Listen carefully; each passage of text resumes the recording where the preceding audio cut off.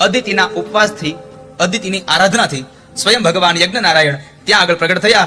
બોલે ચતુર્ભુજ નારાયણ ભગવાન કી જય. જ્યારે ભગવાન આવ્યા ત્યારે અદિતિ ભગવાનને પ્રાર્થના કરી, હે દીનાનાથ, હું આપને પ્રાર્થના કરું છું. ભગવાન કહે છે, માગો માં, હું શું આપું આપને? અને ત્યારે માએ એટલું કહ્યું, મારા દીકરાઓનું દુઃખ હવે મારાથી નથી જોવાતું, એનું સુખ એને પાછું આપો, એનું રાજ્યને પાછું આપો.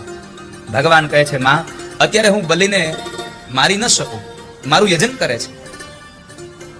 માએ કહ્યું, પ્રભુ, કોઈ પણ સંજોગે આપ મારા દીકરાઓના દુઃખને દૂર કરો, બસ મારી એટલી જ પ્રાર્થના છે. ભગવાને કહ્યું, માં, તમારું કરેલું વ્રત નિષ્ફળ નહીં જાય.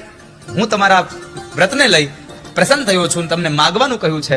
તમારા દીકરાઓનું દુઃખ દૂર કરવાની વાત તો બલિને મારી ન શકું, પણ બલિ પાસે હું માગી શકું.